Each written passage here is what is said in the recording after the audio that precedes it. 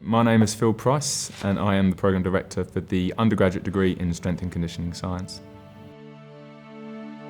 People laugh at me when I say I don't think I've reached my physical peak yet. I still truly believe that I can achieve my best physical condition despite going through 4 surgeries on my knees. There's something about mountaineering, something about the danger of high altitudes, extreme temperatures. That is somewhere that I can really push myself physically. So I've decided to climb Mount Elbrus, which is the highest point in Russia and is the highest point in Europe. Surgeries have been great to me. They have really brought the expertise of every different division we have in our school to help me achieve my goal. So people have done mountaineering, but they come from a more aerobic, long-distance type exercise background. I haven't got any of that. I'm a former rugby player and weightlifter.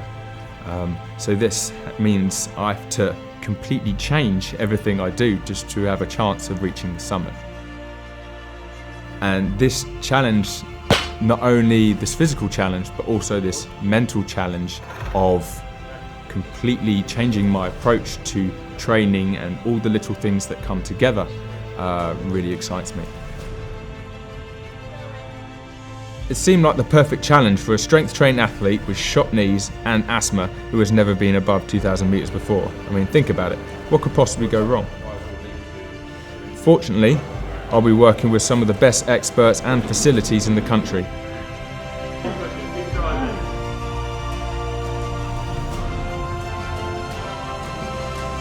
With Surgeries University, anything is possible.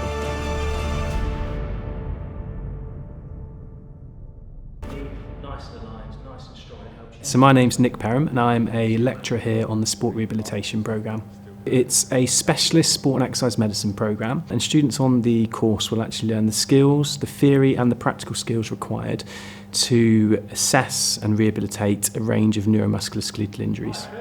So we're here in the rehab gym. I've had my fair few sessions with the rehab department. Obviously I've had 4 knee surgeries, so I'm really looking forward to this because I think there's a few issues with my hip and my knee that I need to really work on before I head up the mountain.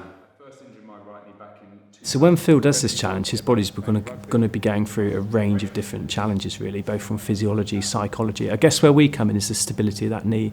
So he's had 4 knee surgeries across both knees, and that's extremely challenging when you're changing direction like you would be going up and down a mountain. The most strenuous exercise that will happen to me during the climb will be on the way down, when I'm most tired, when I'm most hypoxic. So I need to make sure that my knees and all the surrounding musculature are fine, are strong to deal with that stress, but at the same time be able to deal with that stress after 8 hours of walking uphill beforehand.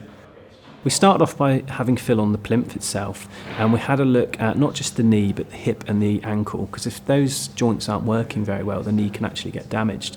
So we took the hip through a range of motion assessment tests and also special tests. So we had a look at any problems with ligaments or cartilage in the actual joint itself, and we did the same for the knee.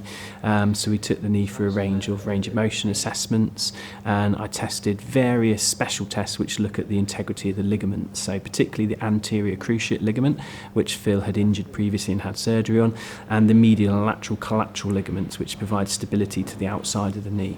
So we actually found when we did those assessments that Phil's knee was kind of orthopedically stable, the ligaments are doing their job. So then it's really important to test, are the muscles, is the brain doing its job as well? So we do what we call a range of functional assessments. So we had Phil do a range of hopping tasks, and I had a look, does one side of the body perform as well as the other? And we can work out from that what's called a limb symmetry index. That allows us to say, is the injured side as good as the uninjured side, and work out a percentage. And we always want people to be within about a 10% deficit from one side to the other. We actually found with Phil quite a large deficit from his problematic side to his less problematic side.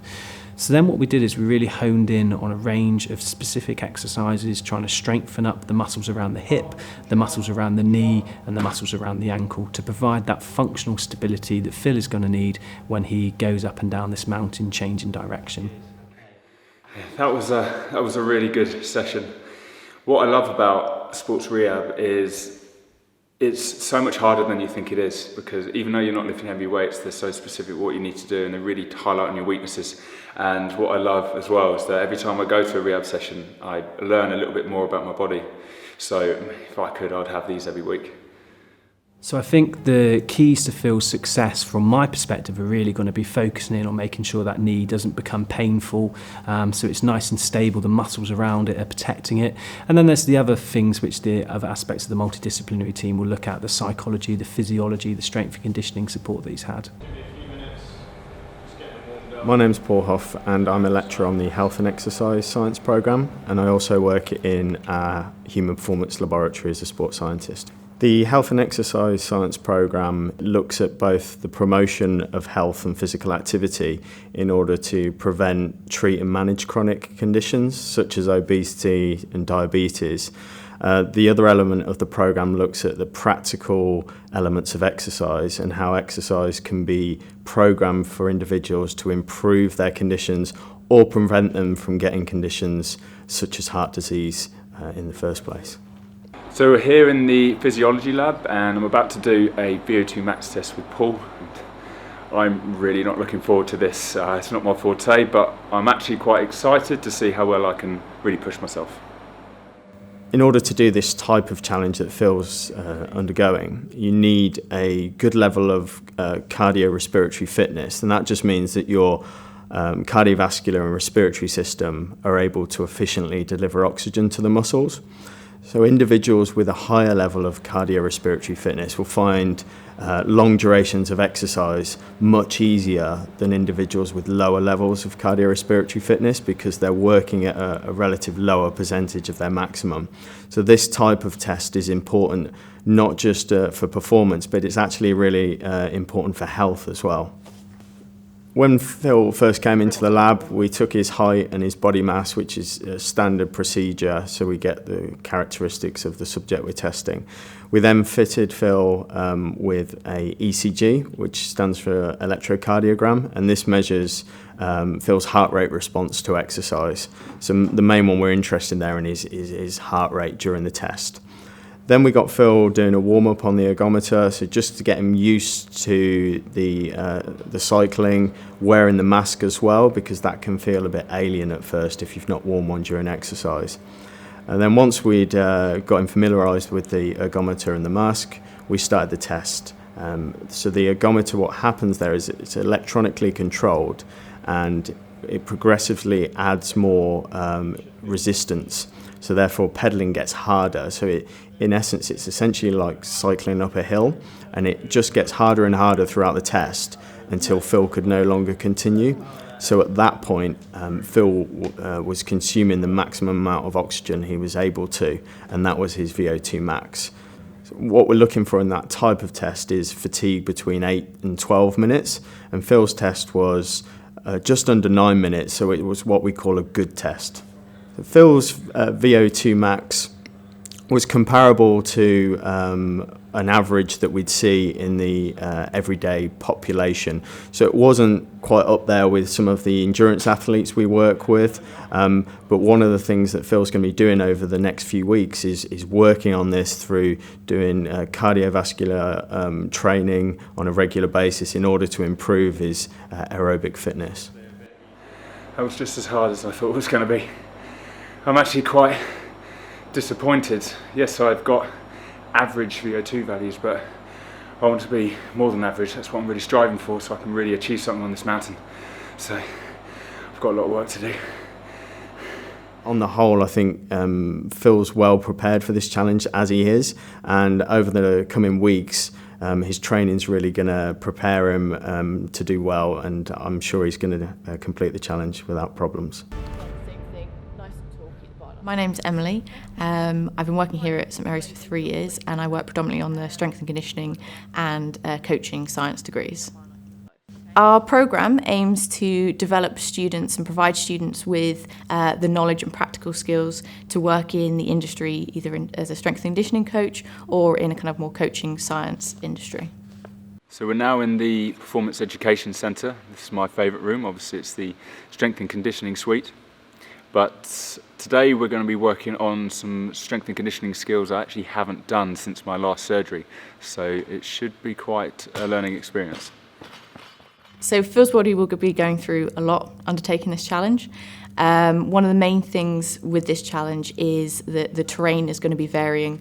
So he's going to be obviously ascending, descending various components of the mountain, and that puts a lot of stress on the body, creates micro tears in the muscle, and that's what that kind of feeling of pain and weakness is. So Phil's going to have to endure that over 10 days, 10 consecutive days. So it'll be hard work. Okay, so Phil started off with a bit of a warm-up, and he performed kind of a variety of different exercises to try and help develop his physical qualities that will help him in his challenge. So he started off with the deadlift, and that's kind of a fundamental strength exercise. So he's just come off a big strength block, so we're just now trying to maintain that strength. So he performed exercises like the deadlift, Bulgarian split squat. He also then performed a lot of upper body exercises. So again, one of the things that Phil's going to have to endure is obviously climbing. So we're trying to again build up his capacity to be able to handle that, specifically around kind of grip strength as well, which is going to be something that people tend not to kind of work on. So he performed pull-ups and rope climbs specifically related to that. We then moved on to the snatch. So in that element, Phil was again kind of working on speed of movement, coordination, and developing kind of strength again through that range of movement. So what we were trying to do there was just kind of build up from where he had left off a good couple of years ago. He hasn't been doing snatch very regularly, so we were just kind of starting to try and build him back up to that. So those different elements there kind of help build up Phil's ability to perform that movement well. And then hopefully over time again he'll be able to build up his strength so that he's back to where he was before his injury. The last element then of the session was the conditioning session. So we had a variety of movements and exercises there for him to perform. So a lot of kind of typical strongman type movements. So we had a yoke, farmer's walks, atlas stones, and prowler. So again, each of those elements will help develop Phil's physical qualities slightly differently. So we had the yoke and farmer's walk predominantly challenging his stability, which again is going to relate to what he's going to have to endure with a heavy rucksack when he's climbing up the mountain. And then similarly with kind of the atlas stone, again, we're just kind of building up that tolerance, that strength, specifically in the upper limb. And then with the prowler, again, we're just kind of looking for that speed of movement, just trying to, again, kind of build up that capacity to be able to perform a lot of work in over a period of time. I've really enjoyed that session. This performance facility is the best in the country, no doubt. It's got so much equipment, you can do so much with it. And it was so good today having Emily with me to teach me again through the snatch weightlifting movement. I haven't done it for nearly over a year, and with Emily's help I thought I really got back to the swing of things quite quickly. So it just shows you how good this facility is and how good coaching can be. I'm Liz Newlingward and I'm the BSc Undergraduate Nutrition Programme Director. It's a health-based degree producing students accredited with the Association for Nutrition. So here I am about to have my body fat measured with the bod pod.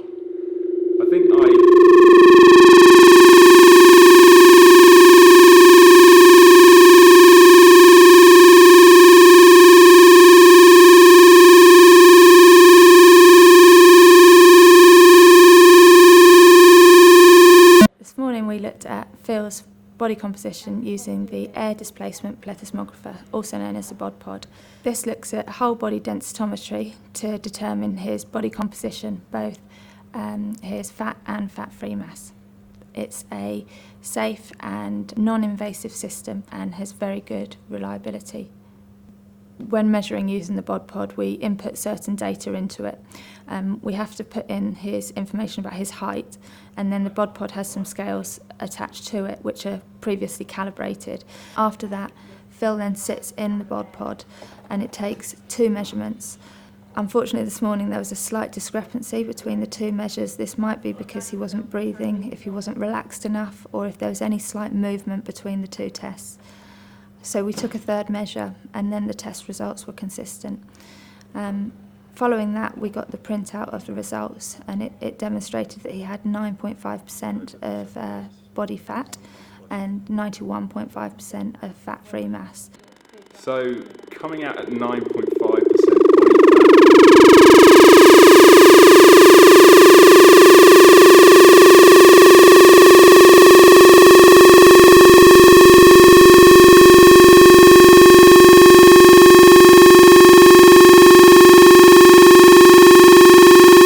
St Mary's, we've got a wide range of facilities, ranging from our nutrition suite with the kitchen facilities to different physiology laboratories and to a fully equipped biochemistry lab with genetics suite in there as well.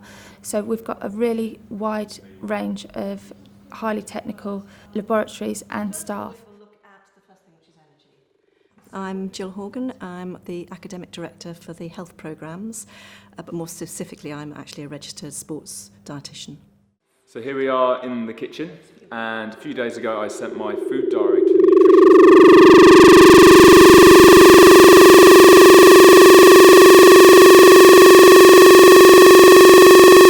nutrition. So what we asked Phil to do was to do a food diary which would replicate what sort of things that he was eating. This was then analysed through using some of the computer software that we have, and the results were then given to Phil. So what I was going through with Phil on the computer was how much energy he had taken in the food diary that we'd analysed, and the different nutrients within that. What we found was that it was slightly imbalanced, and I think Phil was quite surprised at how much protein he was actually taking. Because unless you actually know quite a lot about food, it is quite difficult to understand where your nutrients are coming from. When we pointed out to Phil how much carbohydrate he needed and how much energy he needed and how much he needed to maybe change from protein to carbohydrate, he understood this concept, and so then we gave him an idea of what we meant by nutrients. We translated the science into practice. What food to take with him, what food that he ought to be eating up the mountain, that was portable, that was tasty, but did the right thing, gave him the right nutrients for his body. So it's all about examining what Phil was doing, looking at the data, analysing that data, translating it into foods, and giving him practical advice that he can use. So that was interesting. I knew my protein intake would be high.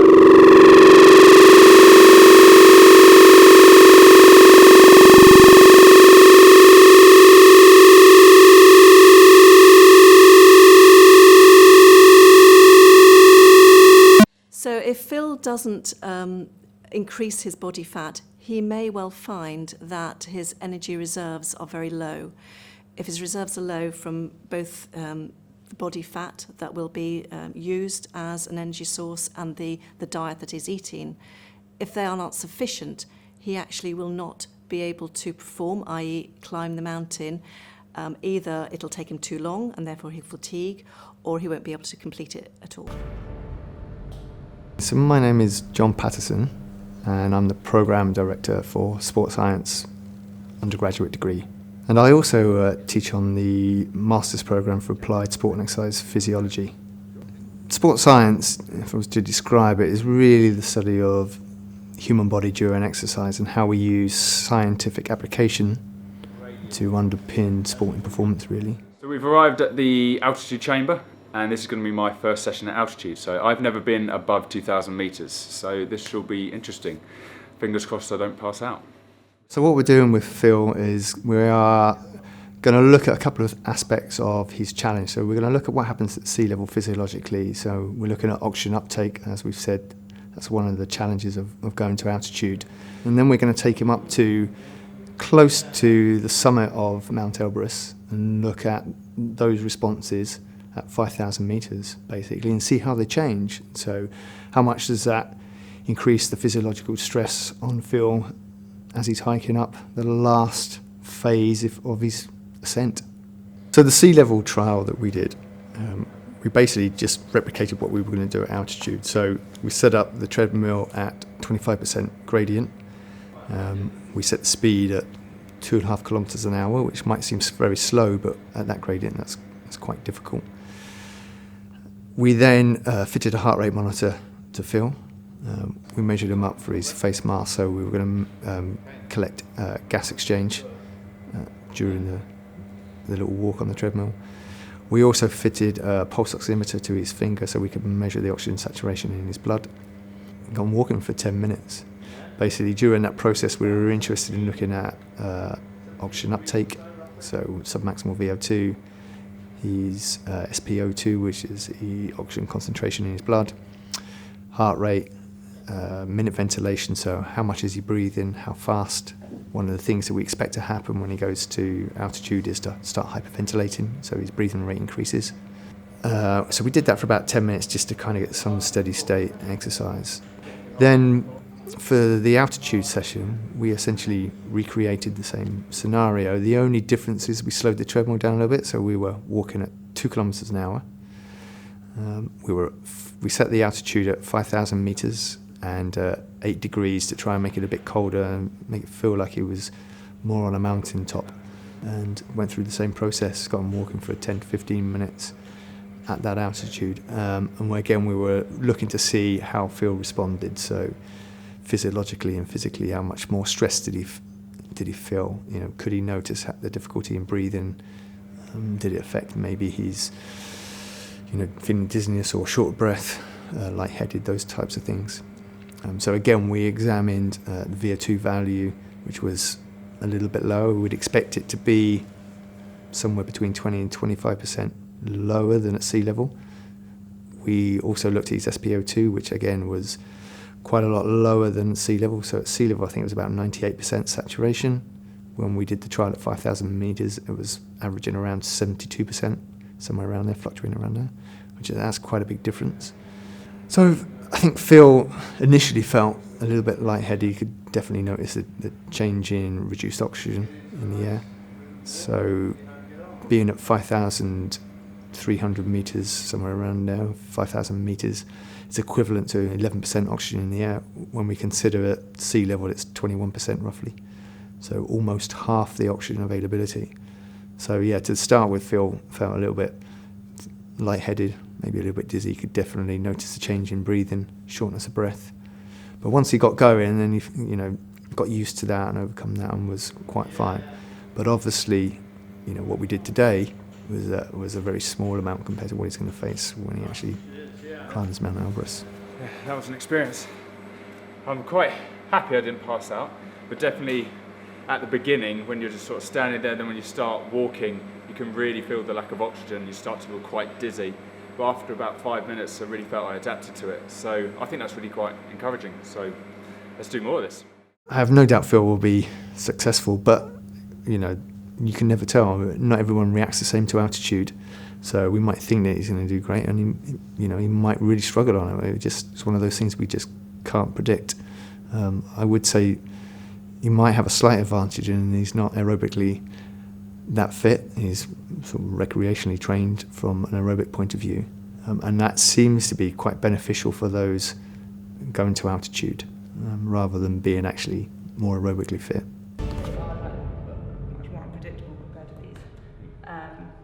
So my name is Emily Martin and I'm a lecturer in sports psychology and sports coaching.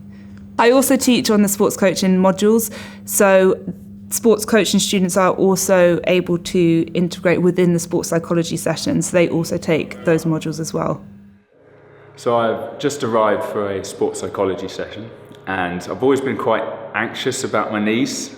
Although I try to not show it too much, I am actually quite anxious about how they're going to affect me perform the task of reaching the top of the mountain. So I think this is going to be really interesting. So I'm interested in everything that's going on with Phil from the neck upwards, and all the different psychological aspects and demands that might come to him during this climb. So he's already mentioned his knee injury and how that might in particular reoccur on the descent of the climb. In particular as well, he's going to have lots of adverse conditions to cope with, so he's going to have severe fatigue at some points, I imagine, and also have to deal with altitude. So those are going to have some kind of impact upon his psychology at some point in which he'll have to try and cope with those demands. So what we did with Phil today was we had an initial chat about the potential stresses that he might face on 4 phases of his climb. So we looked at pre-climb, the ascent, the descent, and then post-climb as well. And amongst those, he predominantly spoke about kind of his knee injury, his preparation for the climb, altitude sickness, and potential death. As all mountain climbs, I guess, will have that severity. We then looked at the level of severity that those concerns had for him, so whether they were mild, moderate, or severe, and we mapped that on a picture of Mount Elbrus so that he could start to identify which parts of the climb are more crucial for him in terms of having to cope with those stresses. For Phil to be successful, I think he just needs to be very prepared before he goes for the climb. So having an understanding of what might trigger potential anxieties or stress. I mean, there's more concepts than that, but they're the 2 that we focused on. And having practiced some of those strategies to overcome anything that he is affecting his climb. So that was my first sports psychology session, and I really found it quite interesting. As you can see there, so far there's only a few stresses that I'm really focusing on, but that gives me a start to list them and really make a plan for the future of how I'm going to work on each stressor to make sure they don't affect my overall goal of reaching the top of the mountain. So for instance, for Phil, he might think about his knee injury as a potential risk on his descent of the mountain. Because of that thought, so it might be a negative thought that's in his head, it might then impact how he feels, so he might then start to feel anxious and stressed about that, and then that may then impact his performance and ability to climb.